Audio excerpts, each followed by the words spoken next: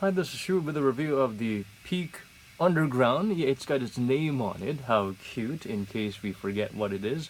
This is the latest Peak basketball shoes, and they have been quite impressive with the latest release, the Tony Parker signature, probably the final Tony Parker signature with the TP97s.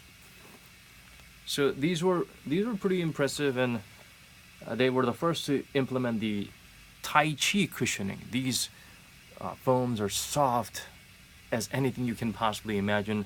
Soft as, if not more soft than Lunar or React, the softest type of Lunar and React you can find.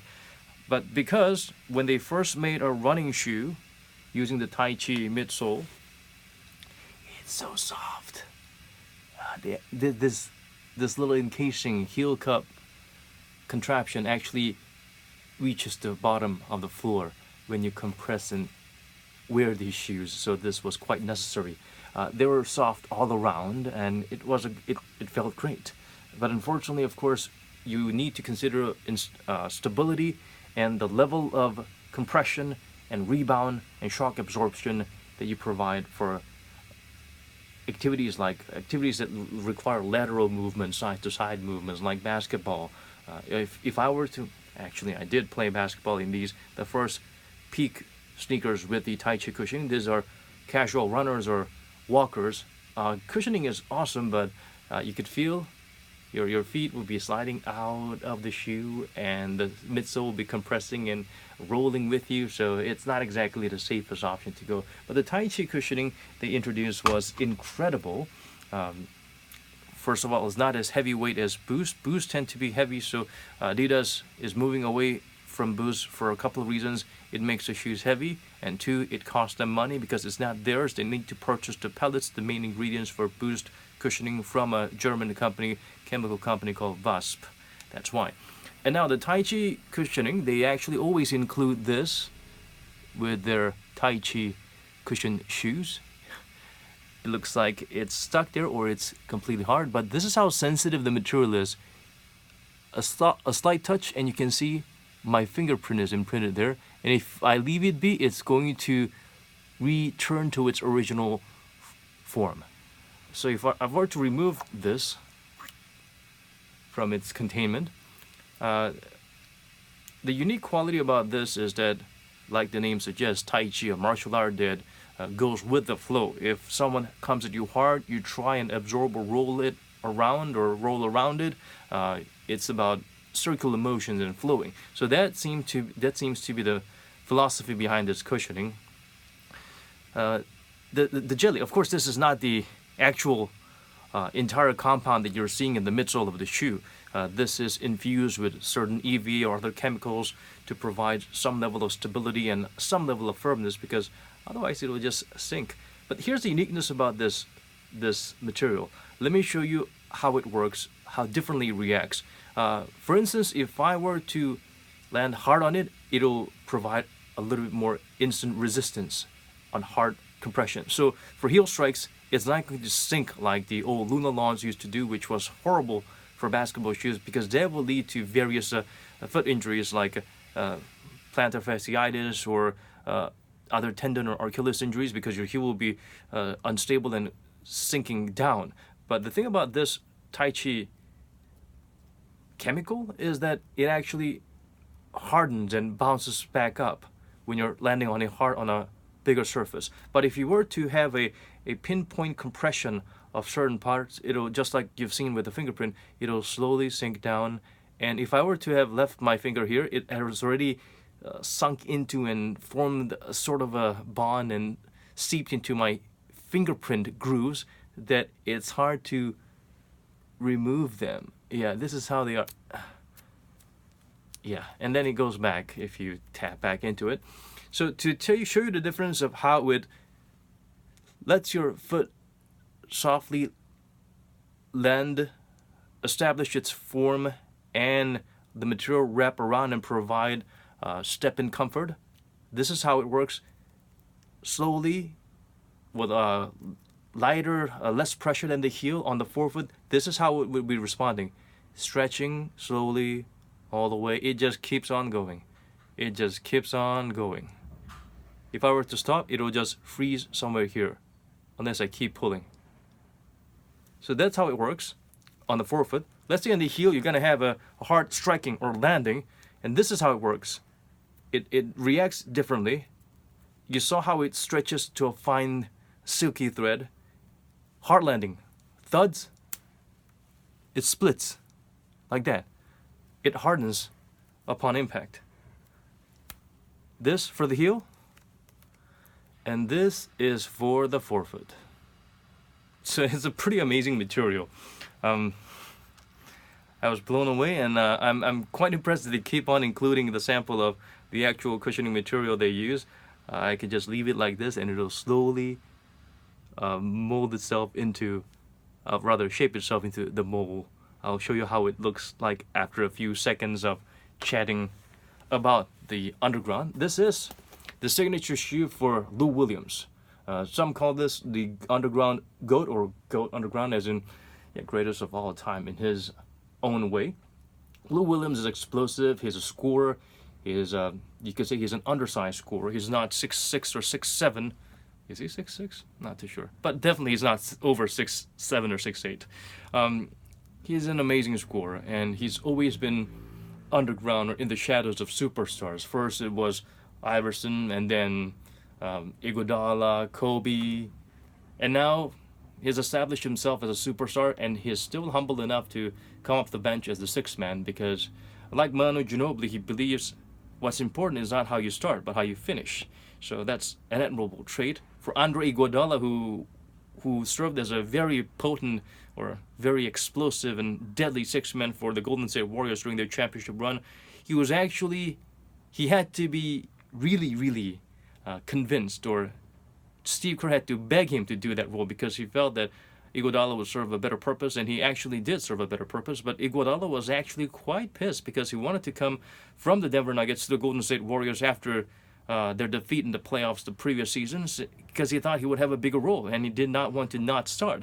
And he was really upset. But knowing what how Steve Kerr thinks and what he can do and what he brings to the team, Iguodala kind of struck a deal with Steve Kerr, saying, I'm gonna do what you want, but if we don't win a championship, I'm going to kill you. Basically, he probably didn't say I'm going to kill you or something, but something very intense was exchanged between them. That's the difficulty, or rather discomfort, of being the sixth man. Pressure, not really getting sufficient spotlight, according to some, unless you're someone who can utilize that position, like Manu Ginobili or Lou Williams. The shoe itself, it looks so much like the Kobe 80 Exodus, the latest Kobe 80 that was released before the FF, the Fast Fit. So it's a little shocking, but that's what Chinese brands do sometimes. I mean, if you examine it closely, there are subtle differences. So if they were to take this situation to the Chinese court of law, they would have a certain advantage based on previous lawsuits settled in China. For one, there was one between a brand called Xiao Deng and Jordan Brand, of course. Jordan Brand sued them, but in the Chinese court of law, Jordan lost, and they actually pay up some penalties for disrupting their business. That's how it works. Anyway, Peak is a very good brand. They've been around for a while, and the Tai Chi cushioning, as I've just shown you, is a whole midsole. It's so soft. It's so soft. But at the same time, they do a good job of providing stability and support in the right areas. So this is here to get the job done, to make sure the heel cup is providing additional support because of this really soft midsole. So you're able to enjoy the best of both worlds: the shock absorption, the softness, and at the same time stability. And the outrigger and the midfoot support is amazing. Usually, what brands like Kobe's used to do is they would have the outrigger somewhere in the pinky toe area, so it would chafe into your toes or toenails. I hated that, and they are wise enough to go down slightly to the area where the usual outriggers are. And look at the size of this outrigger, man. It is huge. See the glowing part because it's transparent? This whole thing. So unless you're completely stepping on someone's huge foot and rolling your ankle, you will never, ever feel a level of any level of instability when you're actually putting on the moves on a flat floor.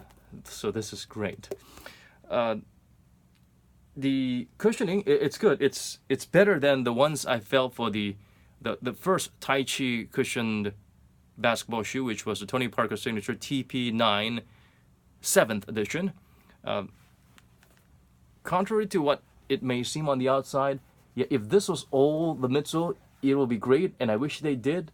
But unfortunately, this is half of this is the amount that's wrapping and forming with the upper material. So it's actually like half the thickness of this. That's the cushioning.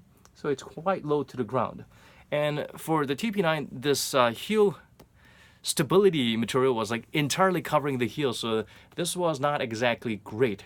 So with the underground, they actually did a good job of exposing the right areas to make sure the compression is there and the shock absorption ability is used to its maximum capability or capacity. Great outrigger for this one as well. But it was really thin, and it's significantly thicker, but still low to the ground for the underground. But for the TP9-7, they unfortunately had to put a midfoot shank or a plastic carbon anti-inversion plate that comes all the way up to right here. So you can feel this discomfort on the forefoot. So why did they do that? It's something that the mistake that Adidas continues to make.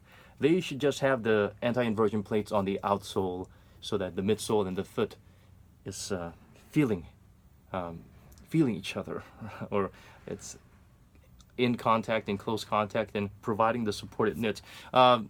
The outsole, as you can tell, is something like a wave-worn pattern that you've seen in the Adidas Crazy Light 3s, and it's wonderful. But I was a little bit concerned because the threads were a little thick and not sharp and deep. And this Peak logo is actually quite a bit of a useless hindrance. It looks good, but they could have had a lot more grooves here. All in all, it provided good traction for the TP9, and I thought the underground would be even more awesome. They had this intestine or brain type of wormy, squiggly pattern on the areas where you need multi-directional traction, even on this part. It's reminiscent of the pattern you see on the Greek Freak or the Zoom Freak 1. But unfortunately, if you look at it, the pattern, for somehow it's the groove is a little bit shallow on this area, on the central part. So why did they do that?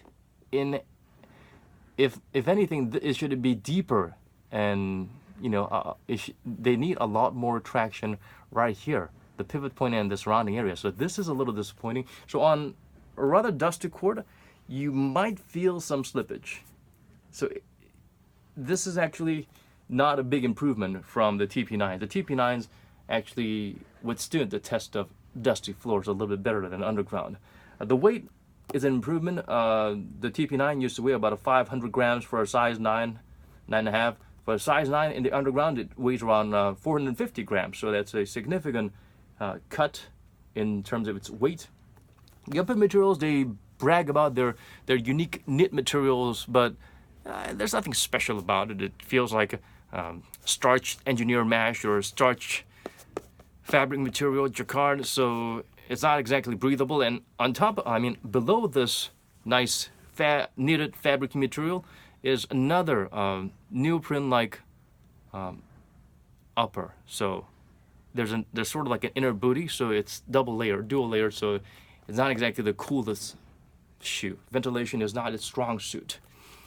I wish the lace loop, and if you want to, I personally would make some adjustments to make some extra eyelets here to provide a little bit more lockdown here, because in terms of fit, it fits fine. It's not super wide, it's not super narrow, it's just ordinary, but it runs a little long, just a little bit, and the toe box, as you can tell, is a bit high.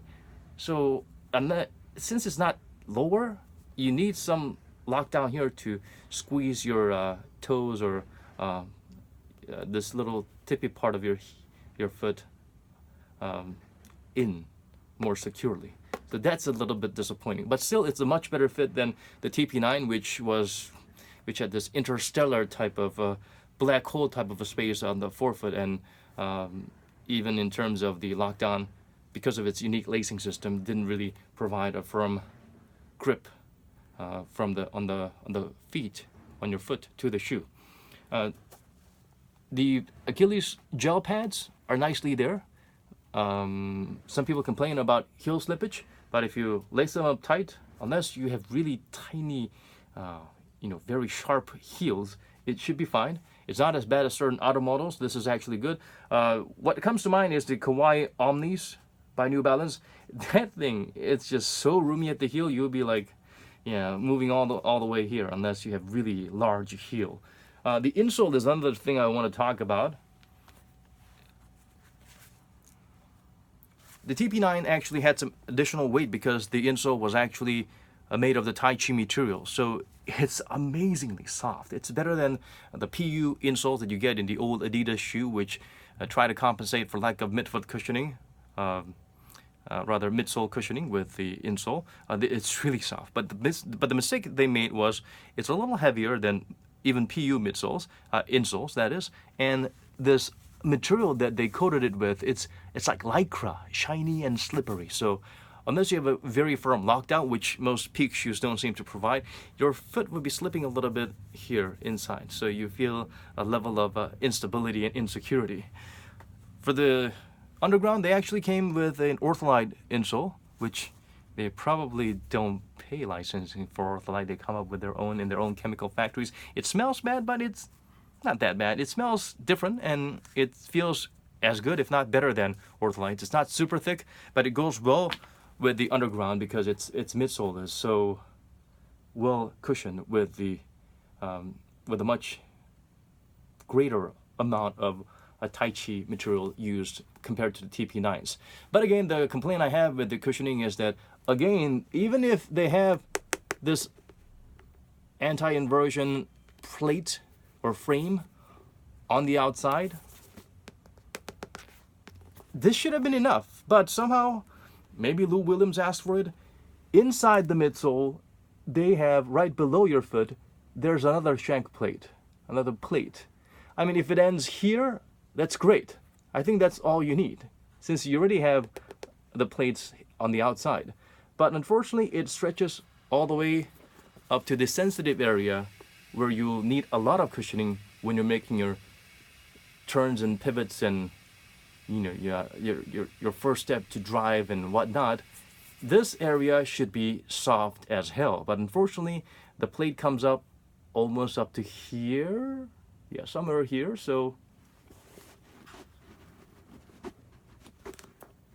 yeah, it's not as bad as TP9s, because the TP9 kind of comes all the way here and it's very prominent, but the underground has a lot more luxurious, abundant amount of, greater amount of Tai Chi midsole, but still, the plate ending here, it's a little annoying. So that's a big no-no for me. Yeah, but still, overall, it's an upgrade from the previous TP9 model. The previous peak model with the Tai Chi cushioning called the TP97. And in terms of the conventional Adidas basketball shoes that seems to come up with the plates right at the bottom of your insole all the way here, which negates the already not so soft cushion, whether it's Bounce or Light Strike midsole, which is not that thick. So this is a hell of a lot better than those Adidas shoes with this ill-advised construction concept inside, right under the insole of your feet, with the plastic that hinders cushioning. So this is good overall, and yeah, and it only costs about $100. I don't know what the retail price is, but I was able to get it through my connections for about $100. And this color is a little bit harder to come by because it's the Lou Williams color that he seemed to be rocking a lot more frequently. And they do have a little bit of a caricature of Lou Williams that doesn't look anything like him. It looks like something straight out of a Chinese, Japanese anime comic strip, whatnot. So they should have done a better job. I remember the leaning used to have the Baron Davis caricature, which seemed to resemble the player a lot better. And speaking of the Tai Chi cushioning, while we were talking, it has gone down to a smooth, flat surface and completely filled the void inside, almost complete, just a little bit of a bubble there. It's completely filled in this mold. That's how Tai Chi cushioning is.